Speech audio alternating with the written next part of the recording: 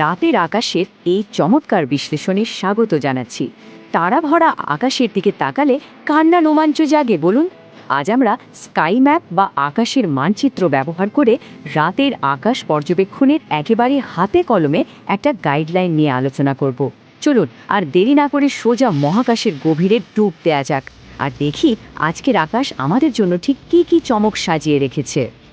আচ্ছা, আজকের এই যাত্রার ফ্লাইট প্ল্যানটা একটু এক নজরে দেখে নিই।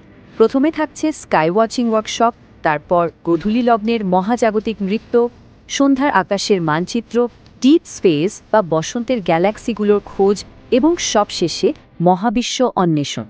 সূর্যাস্ত থেকে শুরু করে রাতের গভীর অন্ধকার পর্যন্ত পুরো সময়টা জুড়ে চলবে আমাদের এই এক্সপ্লোরেশন। তো আমাদের প্রথম পর্ব স্কাই ওয়াচিং ওয়ার্কশপ, অর্থাৎ পর্যবেক্ষণের একদম বেসিক ভিত্তি। যে কোনো কিছু গভীরভাবে জানার আগে তো তার একটা ঠিকঠাক মেথড বা পদ্ধতি থাকা চাই, তাই না? ভারতের কলকাতায় অবস্থিত সেলেস্টিক স্কাই ওয়াচিং ওয়ার্কশপের দারুণ একটা ধারণা এখানে তুলে ধরা হয়েছে। একটা টেলিস্কোপ আর ক্যামেরার এই যে কম্বিনেশন, এটাই কিন্তু আজকের এই অ্যাস্ট্রো ট্যুয়ারের একটা পারফেক্ট ফ্রেমওয়ার্ক বা কাঠামো তৈরি করে দিচ্ছে। আকাশ দেখার জন্য ঠিক এরকম একটা গাইডলাইনই তো আমাদের দরকার। মজার ব্যাপার হলো এই ওয়ার্কশপটা মূলত 4টে ধাপে কাজ করে। একদম প্রথম ধাপ হলো অবজার্ভ বা পর্যবেক্ষণ করা, মানে আকাশের দিকে চোখ রাখা আর বোঝা। এরপর আসছে ক্যাপচার, অর্থাৎ টেলিস্কোপ বা ক্যামেরা দিয়ে সেই অসাধারণ দৃশ্যটা লেন্সের ফ্রেমে বন্দি করা। 3 নম্বর হলো প্রসেস, মানে যে ডেটা বা ছবিটা পাওয়া গেল সেটাকে প্রসেস বা বিশ্লেষণ করা। আর ফাইনালি লার্ন বা শেখা, মহাবিশ্ব সম্পর্কে নতুন কিছু জানা। এই দারুণ পদ্ধতিটা ফলো করেই আজ আমরা আকাশটাকে চিনব। চলুন চলে যাই দ্বিতীয় পর্বে, গোধূলি মহাজাগতিক নৃত্য। আমাদের ওই যে প্রথম ধাপটা ছিল না, অবজার্ভ করা, সেটা ঠিক সূর্যাস্তের পরে শুরু হয়ে যায়। মে মাসের 18 থেকে 20 তারিখের কথা যদি ধরি, সূর্যাস্তের ঠিক 1 ঘন্টা পর পশ্চিম আকাশে তাকালে জাস্ট মুগ্ধ হয়ে যেতে হবে। গোধূলির আলোটা যেই একটু একটু করে কমতে থাকে, অমনি আকাশের বুকে গ্রহ উপগ্রহদের এক অভাবনীয় মহাজাগতিক নাচ শুরু হয়। সত্যি বলতে আকাশ পর্যবেক্ষণের জন্য এই সময়টা কিন্তু একদম পারফেক্ট। একটা অদ্ভুত ম্যাজিক থাকে এই গোধূলির আলোয়।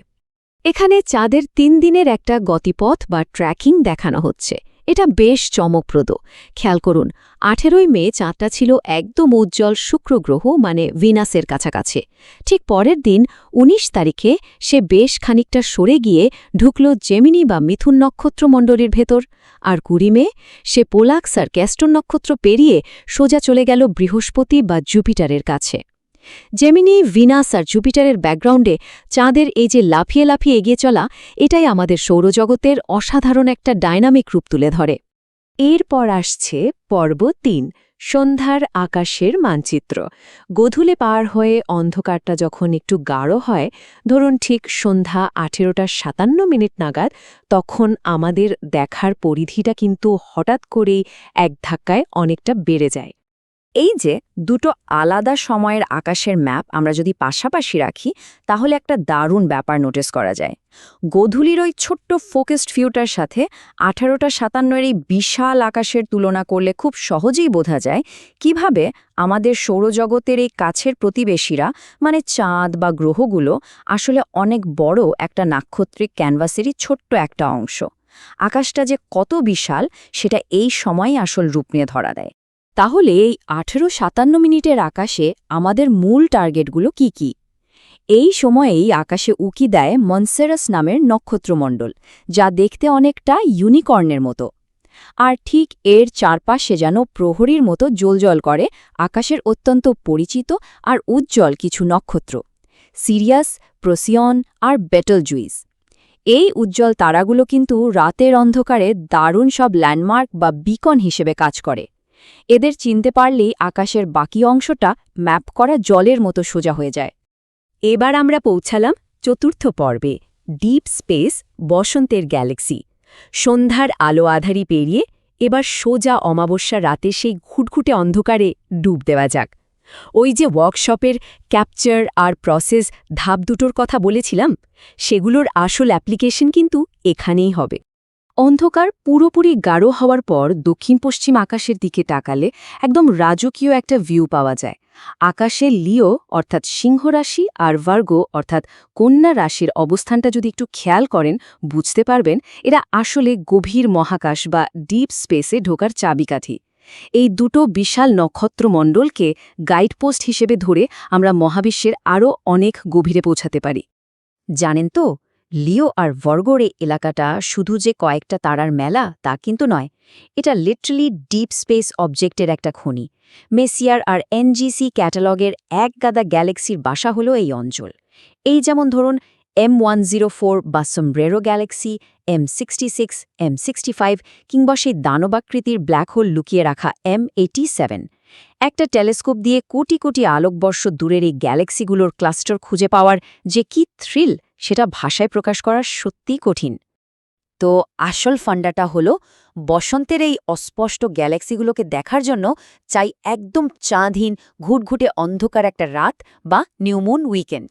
চাঁদের আলো না থাকলেই আকাশটা একদম পারফেক্ট একটা ব্ল্যাক ক্যানভাসে বদলে যায়, আর ঠিক তখনই এই দূরের গ্যালাক্সিগুলো আমাদের লেন্সে ধরা দেওয়ার জন্য উপযুক্ত পরিবেশ পায়।